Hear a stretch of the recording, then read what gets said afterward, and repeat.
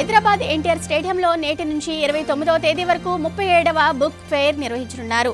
దీన్ని సీఎం రేవంత్ రెడ్డి ప్రారంభించారు. 350 స్టాళ్లలో 200 మందికి పైగా డిస్ట్రిబ్యూటర్లు, పబ్లిషర్స్ పుస్తకాలు ప్రదర్శిస్తున్నామని హెచ్బీఎఫ్ అధ్యక్షుడు డాక్టర్ యాకూబు చెప్పారు. అలాగే తెలంగాణ రుచులతో ఫుడ్ స్టాల్స్, పిల్లల కోసం ప్రత్యేక కార్యక్రమాలు ఏర్పాటు చేశామన్నారు. తెలంగాణ ప్రభుత్వం త్వరలో కొత్త రెవెన్యూ చట్టాన్ని తీసుకురానుందని, అప్పటి వరకు భూ సంబంధించిన ఆర్డర్లు జారీ చేయవద్దని జిల్లా కలెక్టర్లను భూ పరిపాలన ప్రధాన కమిషనర్ నవీన్ మిత్తల్ ఆదేశించారు.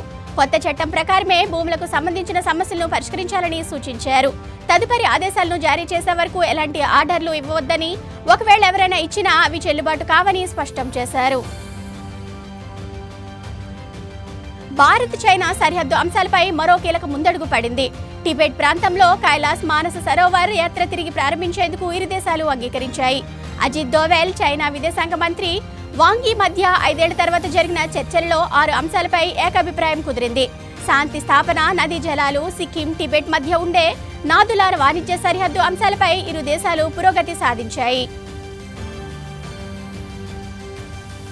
తమ యాప్లో గ్రూప్ కాల్స్ కు సంబంధించిన కొత్త ఫీచర్ను తీసుకొస్తున్నట్లు వాట్సాప్ ప్రకటించింది. ప్రస్తుతం గ్రూప్ కాల్స్ చేస్తే అందులోని సభ్యులందరికీ కాల్ వెళ్తున్న సంగతి తెలిసిందే.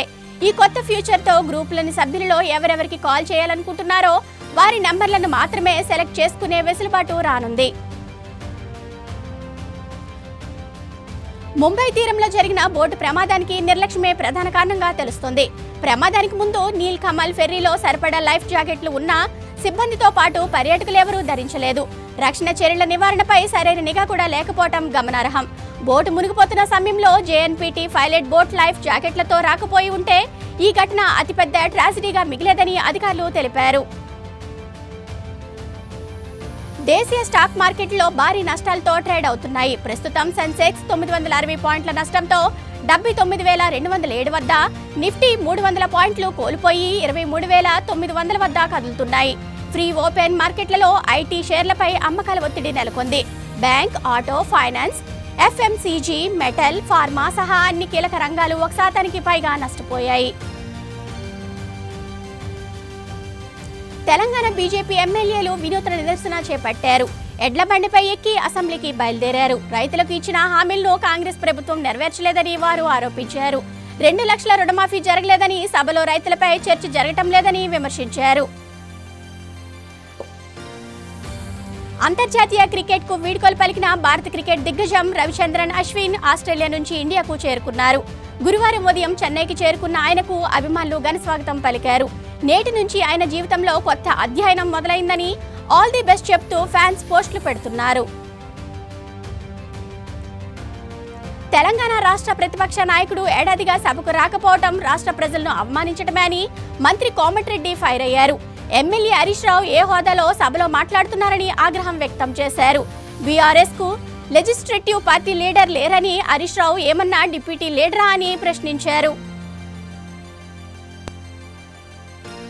ఏపీ సీఎం చంద్రబాబు రేపు కృష్ణా జిల్లా పెనమలూరు నియోజకవర్గంలో పర్యటించనున్నారు. గంగూరు, ఈడ్పుగల్లుల్లో రైతు రెవెన్యూ సదస్సులో పాల్గొననున్నారు. తొలుత గంగూరులో రైతు సేవా కేంద్రం సందర్శన, రైతు సదస్సు, రైతుల నుంచి ధాన్యం సేకరణను పరిశీలించనున్నారు. ఏపీ కానిస్టేబుల్ సేస్ 2 ఫిజికల్ పరీక్షల ఆల్ టికెట్లు విడుదలయ్యాయి.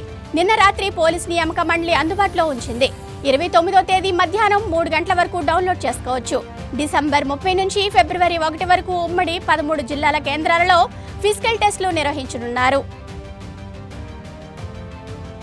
విజయవాడలోని పాకిస్తాన్ కాలనీ పేరు మార్చాలని స్థానికులు ఆందోళన చేస్తున్నారు. పాకిస్తాన్ పేరు ఉండటంతో తమకు పలు సౌకర్యాలు అందట్లేదని వాపోతున్నారు. ప్రజాప్రతినిధులు, అధికారులు స్పందించి పేరు మార్చి ఇళ్ల పట్టాలు ఇవ్వాలని కోరుతున్నారు. 1971లో భారత్ పాక్ మధ్య యుద్ధం జరిగినప్పుడు సరిహద్దులోని ప్రజల కోసం విజయవాడ పాయకాపురంలో ఓ కాలనీ ఏర్పాటు చేసి పాకిస్తాన్ పేరు పెట్టారని వారు చెబుతున్నారు. ఏపీలో పెన్షన్ల లబ్ధిదారులకు నోటీసుల జారీని ప్రభుత్వం తాత్కాలికంగా పక్కన పెట్టింది. అర్హత లేని వారిని గుర్తించి నోటీసులు ఇచ్చి వివరణ తీసుకోవాలని సెర్చ్ సీఈఓ కలెక్టర్లను మంగళవారం ఆదేశించారు. తాజాగా తదుపరి ఉత్తర్వులు వచ్చే వరకు పెన్షన్ తీసుకునే అనర్హులకు నోటీసులు జారీ చేయవద్దని ఎస్ఎంఎస్ల ద్వారా సూచించారు. తిరుమలలో భక్తుల రద్దీ కొనసాగుతుంది. టోకెన్లు లేని భక్తులకు శ్రీవారి సర్వదర్శనానికి 15 గంటల సమయం పడుతుంది. వెంకటేశ్వర స్వామిని దర్శించుకోవడానికి 16 కంపార్ట్మెంట్లలో భక్తులు వేచి ఉన్నారు. నిన్న శ్రీవారిని 70,457 మంది దర్శించుకున్నారు. హుండీ ఆదాయం 4.16 కోట్లు వచ్చినట్లు టీటీడీ తెలిపింది. ఏపీలో నిరుద్యోగులకు నైపుణ్య శిక్షణతో పాటు ఉద్యోగాలు కల్పించేలా train and health programme AP నైపుణ్యాభివృద్ధి సంస్థ నిర్వహిస్తోంది. దీని ప్రకారం కంపెనీలే నిరుద్యోగులకు ఎలాంటి ఫీజు తీసుకోకుండా శిక్షణ ఇచ్చి ఆ సంస్థలో లేదంటే అనుబంధ సంస్థలలో ఉద్యోగాలు కల్పిస్తాయి. ఏపీలో సంక్రాంతి అంటేనే గోదావరి, కృష్ణా జిల్లాలు కోడి పందాలకు ఫేమస్. ఈ పందాలు చూసేందుకు ఎక్కడి నుంచో జనం ఇక్కడికి వస్తుంటారు. ఈ పందాల కోసమే బాదం, జీడిపప్పులు పెట్టి పుంజులను సిద్ధం చేస్తున్నారు. జాతులను బట్టి 10,000 నుంచి 1,00,000 వరకు ధరలుంటాయి. డిమాండ్ని బట్టి వీటి ధరలు రేటు పెరుగుతూ ఉంటుంది. అమరావతి సచివాలయంలో ఏపీ సీఎం చంద్రబాబు అధ్యక్షతన కేబినెట్ సమావేశం జరుగుతుంది. ఇటీవల జరిగిన CRDA అథారిటీ సమావేశంలో ఆమోదించిన 24,276 కోట్ల రూపాయల విడుదలకు కేబినెట్ ఆమోదం తెలిపింది. పీడీఎస్ బియ్యం విదేశాలకు తరలిపోకుండా తీసుకోవాల్సిన చర్యలపై మంత్రులు చర్చిస్తున్నారు. వీటితో పాటు సోషల్ మీడియా కేసుల పురోగతి, పెట్టుబడుల అంశంపై ఏపీ మంత్రివర్గం సుదీర్ఘంగా చర్చిస్తుంది. తిరుమలలో తెలంగాణ భక్తులపై వివక్ష చూపుతున్నారని బీఆర్ఎస్ నేత, తెలంగాణ మాజీ మంత్రి శ్రీనివాస్ గౌడ్ టీటీడీపై ఆరోపణలు చేశారు. శ్రీవారి దర్శనం గదుల విషయంలో పట్టించుకోవటం లేదన్నారు. తెలంగాణ భక్తులపై వివక్ష చూపించడం మంచిది కాదన్నారు. చంద్రబాబు దీన్ని సరిచేయాలని దర్శనం అనంతరం ఆయన కోరారు.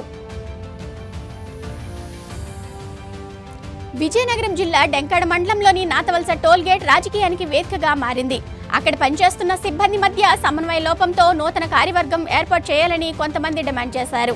ఈ నేపథ్యంలో ఎమ్మెల్యే లోకం నాగమాధవి భర్త లోకం ప్రసాద్ బుధవారం టోల్ గేట్ వద్దకు చేరుకొని వివాదంపై ఆరా తీశారు. ప్రస్తుతం కొనసాగుతున్న టోల్ గేట్ చైర్మన్ కు ఎక్కువ మంది సభ్యులు మద్దతు ఇవ్వడంతో వెనుతిరిగారు. విజయనగరం నగరపాలక సంస్థకు రాష్ట్ర స్థాయి అవార్డు దక్కింది. ఇంధన పొదుపు విషయంలో చేసిన కృషికి గుర్తింపుగా state energy conversation award 2024ను Andhra Pradesh ఇంధన పొదుపు మిషన్ ప్రకటించింది. ఈ నెల 20వ తేదీన విజయవాడలో జరగనున్న కార్యక్రమంలో అవార్డు స్వీకరించవలసిందిగా కమిషనర్ నల్లనాయ్కు ఆహ్వానం పంపింది.